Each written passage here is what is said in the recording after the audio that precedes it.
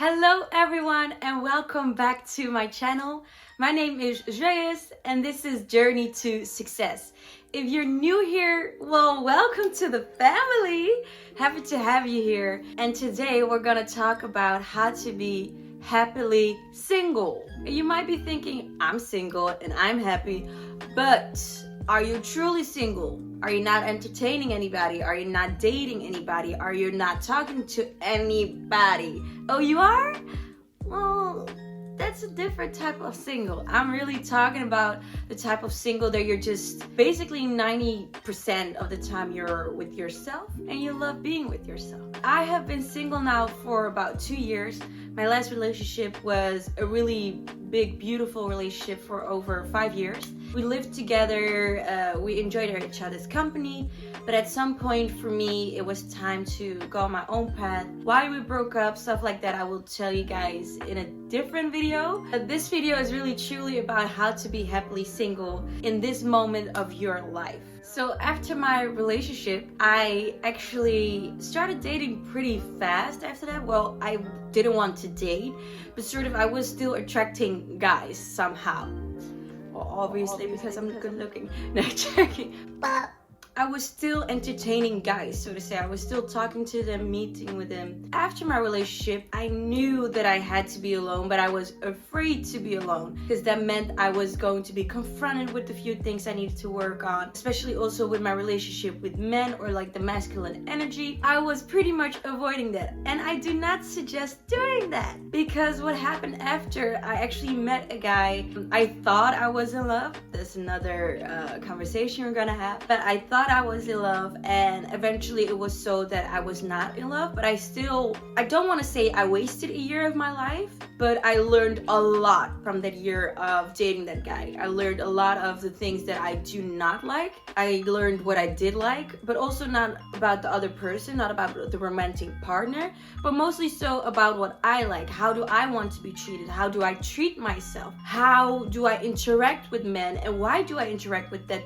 type of men? Because what I found out was that I was attracting emotionally unavailable guys, and I was like, why is that? Because I do want to talk about my feelings. I want someone else to be able to talk about their feelings. I was thinking that I had created an open space or like a safe space. Eventually what I found out was that I was attracting these kind of men because I was brought up in an environment where most of the guys around me were actually emotionally unavailable because they didn't talk about their feelings or whatever. So I was attracting those type of guys because I knew how to sort of manipulate myself into them liking me. So I was pretty much putting myself aside. So yeah, I was attracting all of these men that were emotionally unavailable.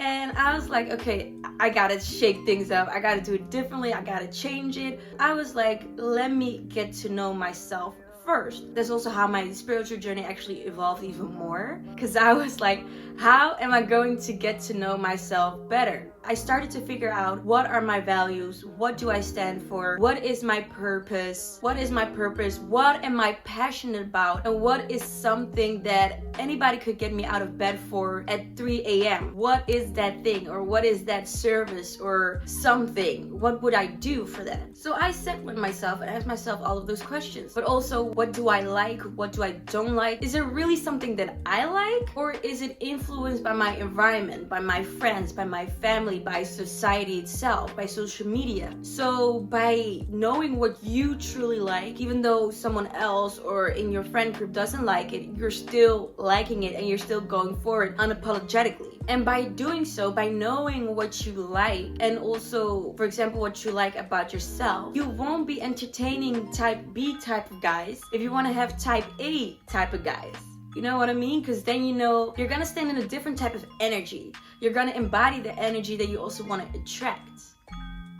And if you keep on pursuing people or things that you don't like, so for example, also in career-wise, if you keep on doing things that you don't like, for example, the 9-to-5 job that you absolutely hate and talk shit about with your friends, if you keep on doing that, you're also going to attract people who do the same. You're going to be in that environment, in that energy. If you start doing what you love, career-wise, if you start connecting with people that you truly align with, you'll notice that it will flow so much easier, and you will notice that you're in your total energy, or like you're embodying the energy that you want to embody. Because what I always say, you don't want to live your life for someone else. You don't want to change the things about yourself just so someone else can give you a validation of, yeah, you're a good person. No, because not everybody's gonna give you that validation. You gotta give yourself that validation. Because I talked about this with a friend of mine, and I think this past week has been like our main conversation. Like, there are a lot of love relationships that are not based on love, it's based on validation. Can that person give me the word that I cannot give myself? So that when they do break up, it's like, oh my god, my whole life is gone. But like, if you know who you are, what you're worthy of,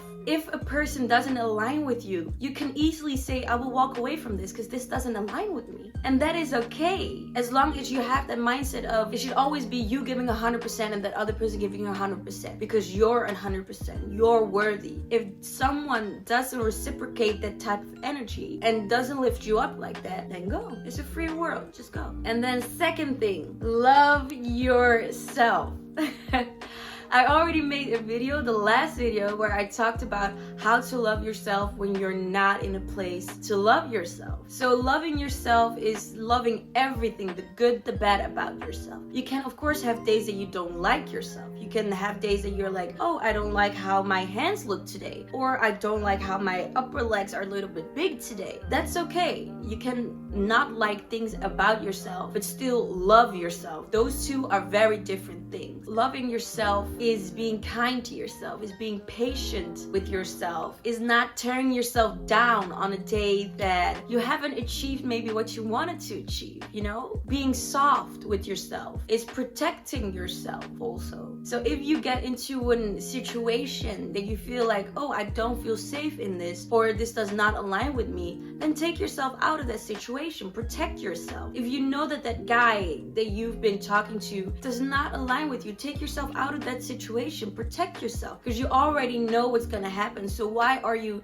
still entertaining that? You know? So those are forms of loving yourself. And also, how does someone make you feel? Does that person give you energy? Okay, then it's a good place. Does someone drain your energy?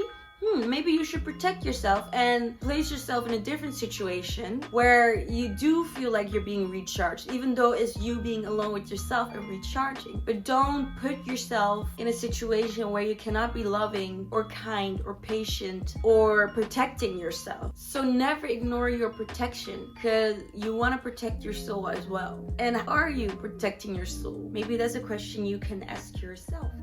Next thing is, start dating yourself. Instead of going on a date with a romantic partner or a date, start doing those activities with yourself. So go to that dinner date, make yourself pretty, order that Uber, and then go on that dinner and just enjoy yourself. But also go to the movies, do that little coffee date or a lunch date, go to a bowling arena and go bowling with yourself. Do all the activities that you would normally do with a guy or with a girl or with a romantic partner. Do them with yourself. What I love to do is take myself out on coffee dates, and what I do, I just go to coffee places that I've never been before. So one tip I want to give you guys is actually the Urban Journalist. That is an app that a friend of mine actually just recommended to me this week, and it will give you like all of like really cool, quirky, different places to have like dinner or coffee, and potentially also meet new people while you're doing that. But those are places where, yeah, they're not really like your mainstream places. So what I do, I take myself on coffee dates and I go every time to like a different little spot. And this is something I would also do in my relationship with a romantic partner. So why not do it alone and enjoy my own company? And with a dinner date, I have done that 2 times. I've done coffee and lunch date more often than dinner dates, but I'm gonna do that again this summer. And just make yourself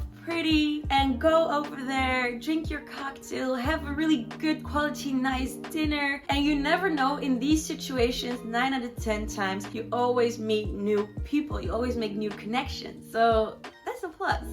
So I want to challenge you guys by going on a date. It doesn't matter what kind of date, and post a photo or a video on your Instagram story and tag me in it. I would love for you guys to tag me in it. Just notice what kind of confidence it gives you, what kind of strength, and also what kind of people you're gonna meet because you're doing something alone. And by the way, you got this. So enjoy yourself.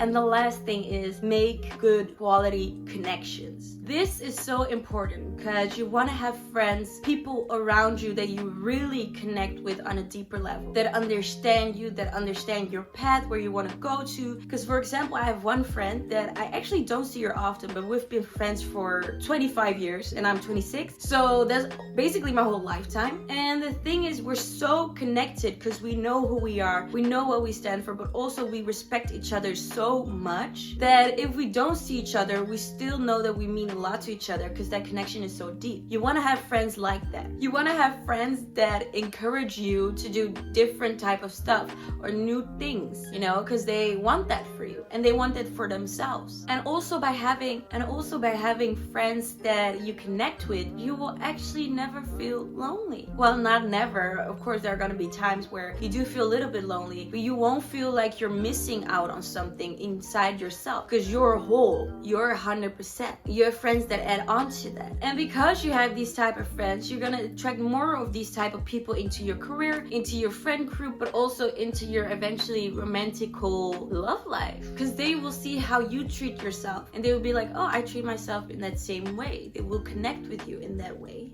And when this happens, you won't feel like, oh, that guy is too good for me. Oh, that girl is too much for me. Because you know your worth and he or she also knows their worth. So you won't also sabotage yourself. Because there are some people who will think like, oh, that person is way too good for me. And they put them on a pedestal and eventually you sabotage yourself by making yourself lower. Well, hello, you're worth it. You're worth all of that. Especially if it's a person that fits your criteria and you feel good about it. You feel worthy. And so you won't sabotage yourself into, well, out of a relationship or out of a connection that actually felt really good just because you don't feel worthy. And what I always say, if it's a good romantical partner, quote unquote good and bad, everybody has red flags, but if it's the right relationship for you, you will be able to walk away the moment it doesn't serve you. If that relationship doesn't serve you, it doesn't align with you, it doesn't make you a better person, you have to be able to walk away, even though you don't want to, but because you have the self-respect and the self-love for yourself.